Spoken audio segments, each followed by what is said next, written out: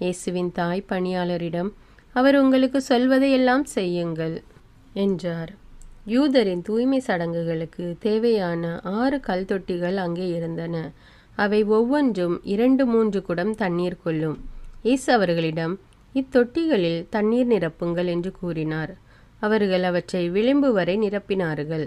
பின்பு அவர், இப்போது மொண்டு பந்தி மேற்பார்வையாளரிடம் கொண்டு போங்கள் என்று அவர்களிடம் கூறினார்.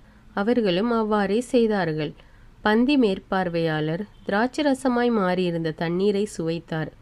அந்த ரசம் எங்கிருந்து வந்தது என்று அவருக்கு தெரியவில்லை. தண்ணீர் மொண்டு வந்த பணியாளருக்கே தெரிந்திருந்தது. ஆகையால் பந்தி மேற்பார்வையாளர் மணமகனை கூப்பிட்டு, எல்லோரும் நல்ல திராட்சரசத்தை முதலில் பரிமாறுவர். யாவரும் விருப்பம் போல குடித்த பின் தரம் குறைந்த ரசத்தை பரிமாறுவர். நீர் நல்ல ரசத்தை இதுவரை பரிமாறாமல் ஏன் வைத்திருந்தீர் என்று கேட்டார்.